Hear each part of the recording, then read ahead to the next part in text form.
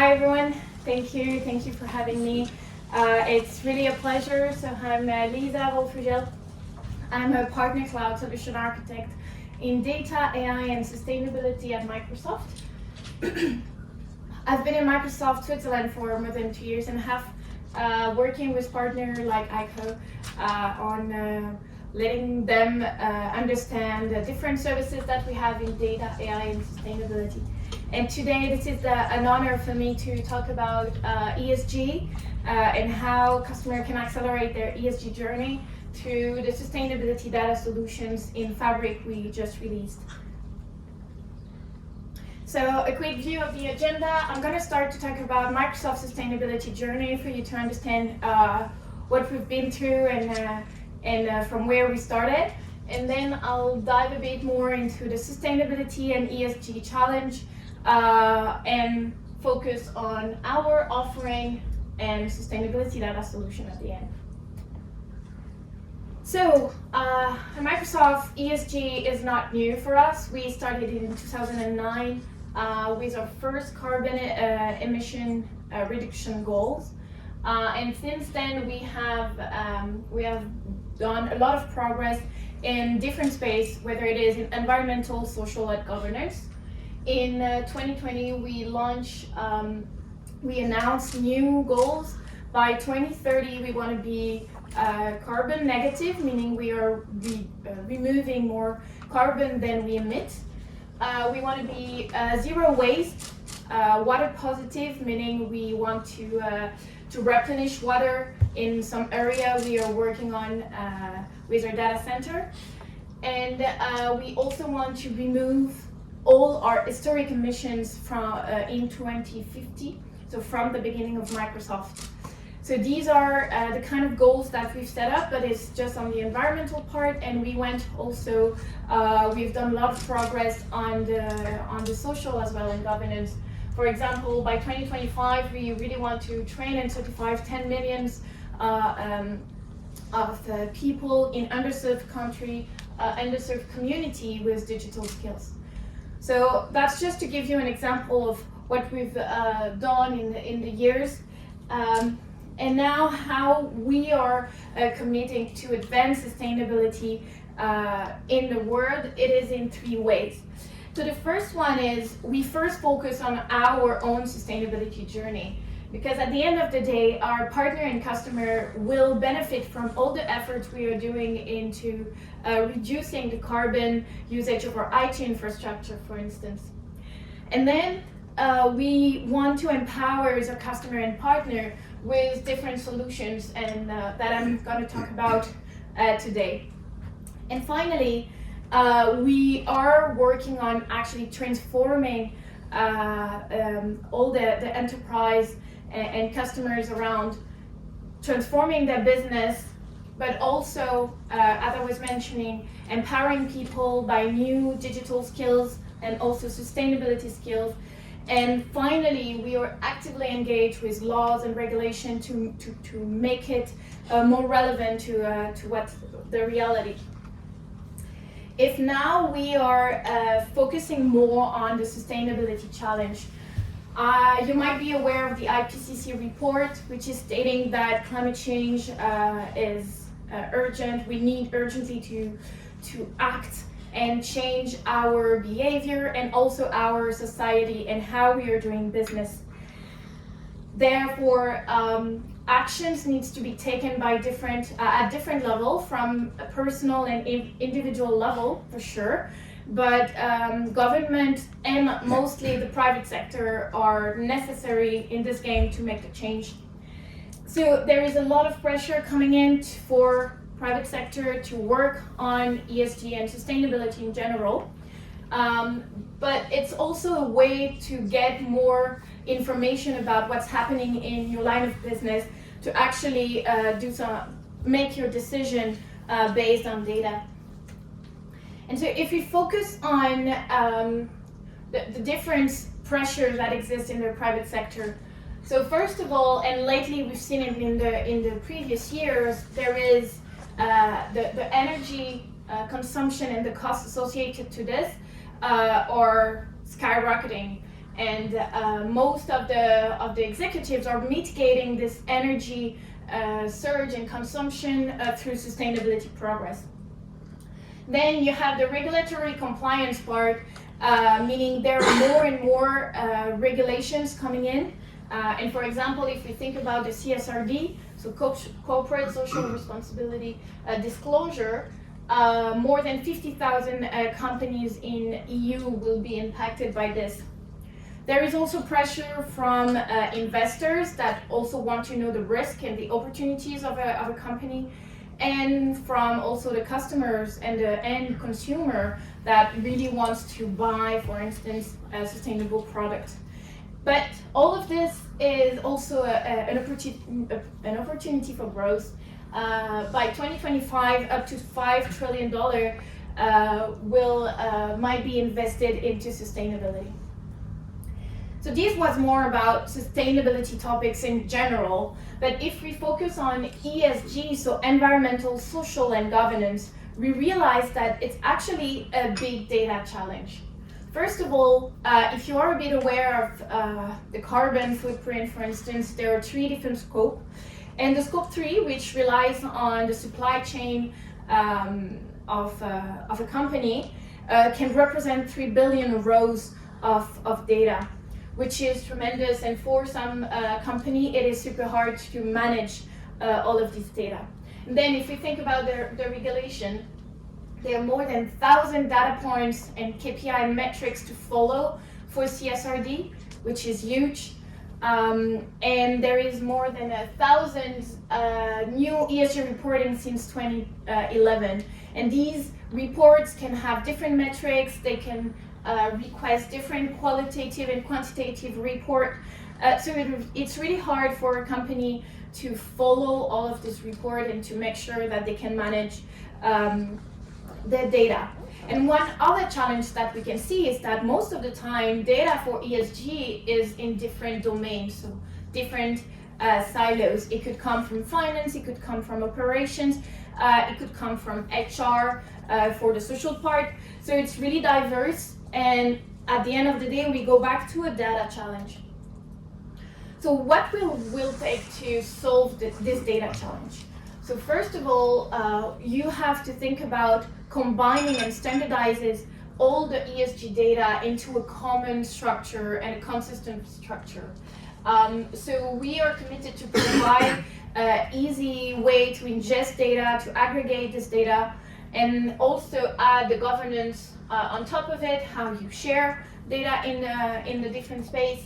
And we are providing also some information from outside of a company, so external data sets that are relying and are super important for better analytics. So overall, we realized that it's with data-driven digital technology that we can help you. First of all, to gain insights. So reporting, measuring, and reporting on the impact that a company has. So that's the first step. Once you get the insight, you can actually take action to reduce your footprint and to improve your ESG performance. And finally, once you've done this, you're actually transforming your business from the beginning, from the design of your solutions, of your products, to be really targeting a net zero economy by 2050. So now that you understand a bit more the different challenges, let's dive into the Microsoft offerings. So we have what we call Microsoft Cloud for Sustainability, which is really here to accelerate sustainability progress and business growth. We have 4 pillars. They enable ESG data intelligence. This is where we're going to help record, report, and reduce the carbon footprint and also social and governance metrics. Then we have the Deliver Sustainable IT System. This is the pillar where we are helping our partner and customer to move to the cloud, understand the benefit of changing from an on-prem structure to a more virtualized and efficient cloud infrastructure. But here we are also working on how can we architect our solutions to make it less carbon intensive. And then the two other pillars: improve ESG performance. This is where we rely on a lot of partners' solutions like energy efficiency solutions that will help our customer to track air quality or energy consumption. And finally, when we have all of this data and all of these solutions in the same infrastructure, we can work on the sustainable growth and taking some decision based on insights. If we look under, and sorry for this, it's a bit more technical, but if we look under the hat of Microsoft Cloud for Sustainability, we have different offerings. I will not dive into all of them, but this is just for you to understand how it is built and the breadth of solutions that we have. So we start by Microsoft Cloud as the foundation, because all of our solutions are based in our Azure infrastructure, and on top of that we have built a sustainability data model, and this data model will be used to standardize all the ESG data. And on top we have the sustainability data solution that I will dive a bit more today. And we also have different solutions based on roles. So if we are thinking about IT roles, we have an emission impact dashboard, which is where people will be able to understand the carbon emissions that are done by Microsoft on behalf of the customer. So having this part of scope 3 for you as a customer. Then we have the sustainability manager. This is where we are actually going to work on computing the emissions for the environmental part. The purview compliance manager, it's the last solutions that is helping to report to CSRD, for instance, because we have template. And the environmental credit service, which is a way to track some credit in the sustainable space. If now we dive a bit more into the sustainability data solution, which sits on top of Fabric, this solution is now in public preview since February. And this is really the one-stop shop where all the organization data will sit and will be standardized to get analyzed, to get the insight from it, and eventually report. In this sustainability data solution, we have different capabilities that you see here. We have the ESG data estates, mostly for CSRD reporting, so like the basics. We also have the Azure emission data estates. This is where you can get all the Azure emission of that you're using. And then we also have ways to extend other offerings like the sustainability manager with more custom reports and custom analysis. And overall, this solution is really to accelerate the sustainability progress. But so some of you might ask, like, what is Fabric? And this is the foundation of the sustainability data solutions. And this is our new unified data platform in the era of AI. So what you can see on the top side is all the different user experience that you get into Fabric. And really the goal here is to have every people from IT to business user actually working on the same platform where all the data will sit. So you have the different user experience, data factories for data ingestion, everything in the blue space where you see Synapse is mostly about working, transforming the data, doing some machine learning on top of it. You also have the real-time capabilities in Fabric. And most of all, you have Power BI that is now sitting in Fabric, and Data Activator, which is a low-code opportunity to work on alerts and triggers. Let's say I have food in a container that needs to stay at a certain temperature, and if the temperature is going above, then I'll get an alert directly. And what is cool with Data Activator is that the user can actually work on building the alerts that are necessary for them. And if you look below, what we see is that first of all we have the one lake here, which is the storage, the storage foundation. This is where we are going to put all the data, whatever the format and whatever the domains is coming in. And then we add a lot of AI capabilities, so intelligent insight. Obviously, we are building more Copilot. If you're aware of these new vibes of Copilot, we are adding this in Fabric as well. And we have the integration with Purview to have this data governance throughout the data estates. So that was just an apart, sorry. That was just for you to understand a bit the basic, the foundation of this sustainability data solution, which sits on top of Fabric. And actually what this solution is providing is a scaffold, a framework that is necessary to start the ESG analytics. So this is where you're going to get pre-defined lakehouse. This is where you put your data. You will get notebooks to transform the data, and you will even get predefined dashboards to present the ESG data. And what is super nice is that ESG Lake, or the sustainability data solution, is actually using Fabric capabilities to get data from everywhere. It could be you are in Microsoft's ecosystem, but you can get your data from AWS, you can get your data from Google, or from other solution through Shortcut. And Shortcut is really the same concept that you have in your desktop, in OneDrive. You have data somewhere, you just want to get access to it quickly, you create a shortcut. And that's the same in Fabric. If we go a bit under, what you get from the sustainability data solution is this.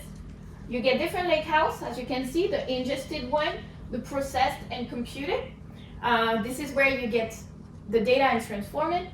So you first start to put all your data as is. So it could be Excel file, it could be PDF, or IoT information. You put it in this lakehouse as it is. Don't do any transformation.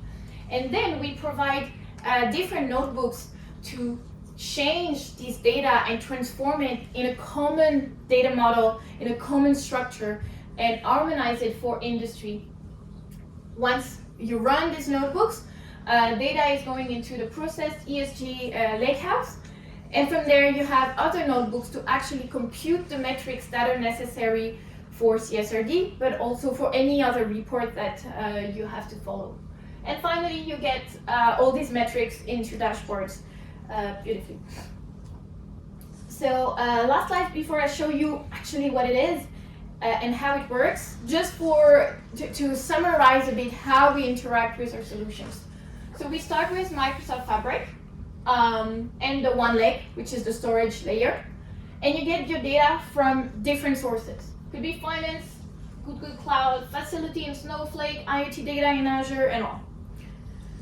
So you get this data, and then in the process you have these two other solutions. So first part is you get data from these sources, and you integrate them into the sustainability manager to actually record and compute the carbon emissions, and also all the KPIs that are necessary to track waste and water.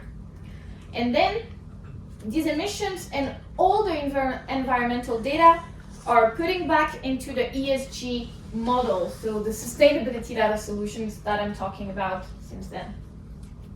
And you also add aggregated social and governance data.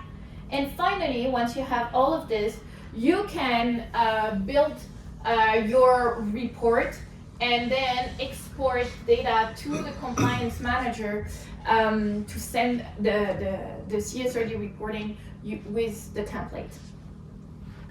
I'm now just going to show you how it works. I got it. So here you are in Microsoft Fabric, and when you arrive in the home page, you have access to the different data that you're working on.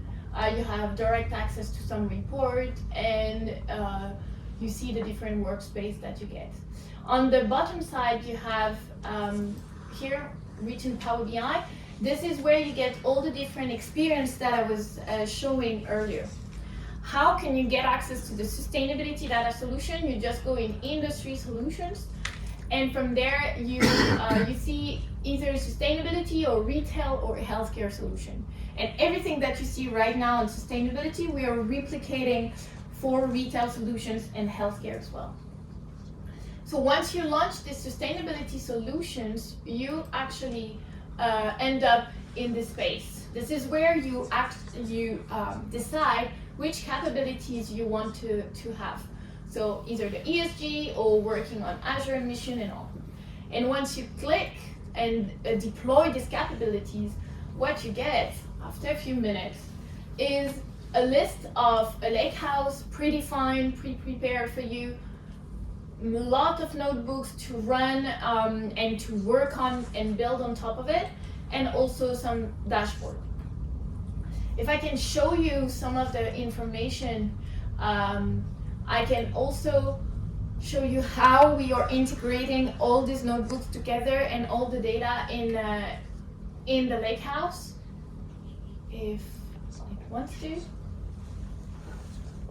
So you can actually run the notebooks one by one, but you can also create some data pipeline where you're running the notebooks one at a time to create the emissions, to generate the metrics.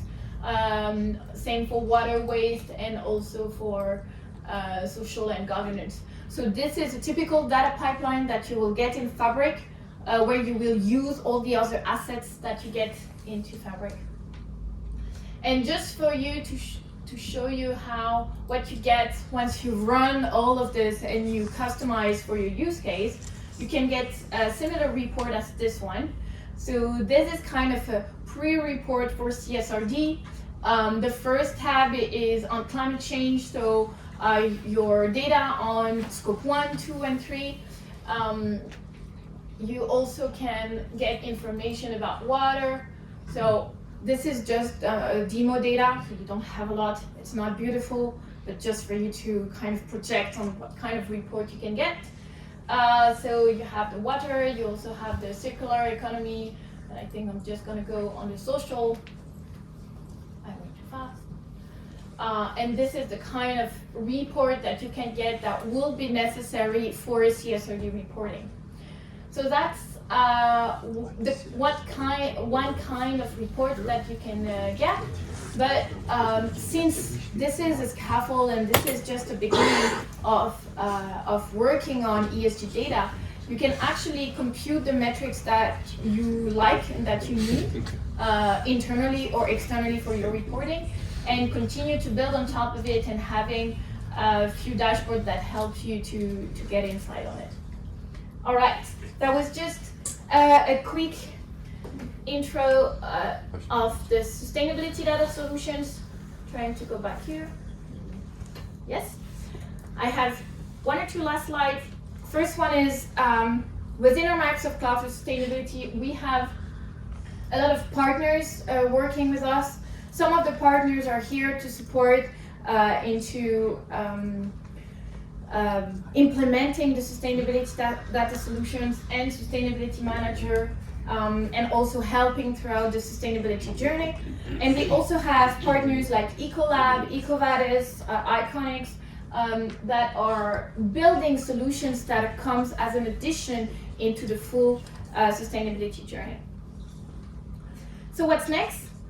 To start in your ESG and sustainability journey, you have to first of all outline the different goals and reporting needs that you have, and then you have to map these reporting needs to where is the data, so all the sources that are necessary, and then plan how to integrate this data, work on it, and then optimize with your data strategy, and at the end of it, accelerate your transition and transformation through AI and intelligence insight.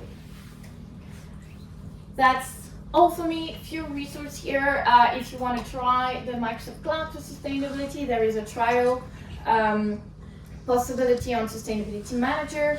You also have information about the impact dashboard for Azure and Microsoft 365.